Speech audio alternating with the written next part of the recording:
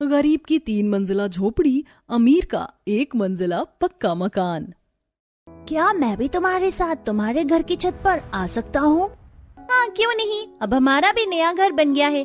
तुम जब चाहो हमारे घर हमारे साथ खेलने आ सकते हो। देखो बारिश भी आ गई, चलो छत पर जाकर नहाते हैं। हाँ चलो। देखो बच्चे कितने खुश हैं, आखिर हमारा 3 मंजिला घर बन ही गया। हाँ दीदी। तीनों बच्चे 3 मंजिला झोपड़ी की छत पर जाकर बारिश में खूब मस्ती करते हुए हंसी खुशी नहा रहे थे। लेकिन ये 3 मंजिला झोपड़ी कैसे बनी, जानने के लिए चलते हैं कुछ समय पीछे। एक अमीर परिवार जो 1 मंजिला मकान में रहता था, लेकिन वह मकान बहुत बड़ा था। उसमें एक दिन, देखो बाहर बारिश हो रही है। हाँ मम्मी जी, चलो अच्छा है बारिश हो गई। बारिश का मौसम कितना अच्छा होता है, इसी बहाने गर्मी से भी थोड़ी राहत मिलेगी। हाँ भाभी, बारिश का मौसम बड़ा रोमांटिक होता है। मम्मी, मुझे बाहर बारिश में जाकर नहाना है। नहीं बेटा, तुम्हें बारिश में नहीं नहाना है। लेकिन क्यों मम्मी? बेटा, ये इस मौसम की पहली बारिश और पहली बारिश में नहीं नहाना चाहिए, उससे हम बीमार हो जाते हैं। लेकिन मुझे तो बारिश में नहाना था। अरे देखो देखो कैसे गुब्बारे की तरह मुंह फुला लिया। कोई बात नहीं, एक दिन में कुछ नहीं होता, अभी तो बारिश का ही मौसम चलेगा। आए दिन बारिश भी आएगी, तुम तब नहा लेना। हाँ बिल्कुल सही कहा, आज बारिश आई है तो हम इसको ऐसे एंजॉय करते हैं।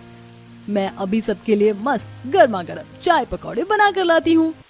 अरे वाह भाभी, आपने तो मेरे दिल की बात ही छीन ली। बारिश में चाय पकौड़े ना हो तो मजा ही नहीं आता। हाँ, चाय पकौड़ों का असली मजा तो बारिश में ही आता है। ठीक है, मैं अभी बना कर लाती हूँ। सुमन सबके लिए चाय पकौड़े बना कर लाती है और सभी आंगन में बैठकर बारिश का मजा लेते हुए पकौड़े एंजॉय करते हैं। So relaxing. एक तरफ अमीर परिवार में कुछ ऐसा हाल था, वहीं दूसरी तरफ उसके सामने ही एक गरीब परिवार रहता था। वे 1 मंजिला झोपड़ी में रहते थे, लेकिन वो घर बहुत छोटा था और उसमें सदस्य बहुत सारे थे। बारिश आने पर उनका कुछ अलग हाल था। दीदी बारिश आ गई, अब खाना कैसे बनेगा? कुछ नहीं, बस आज घर के अंदर ही चूल्हा लगाना होगा। हाँ दीदी, अब बारिश के मौसम में तो हमें घर के अंदर ही खाना बनाना होगा। मैं भी तैयारी करती हूँ। छोटी बहू घर के अंदर ही चूल्हे पर खाना बनाना शुरू करती है, जिसकी वजह से पूरे घर में धुआं धुआं हो जाता है।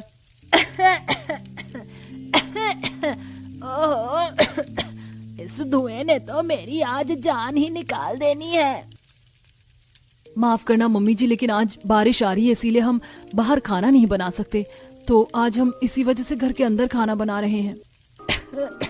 बेटा हाँ ठीक है, मैं जानती हूँ इसमें तेरी कोई गलती नहीं। अब एक कमरे जितना घर है उसमें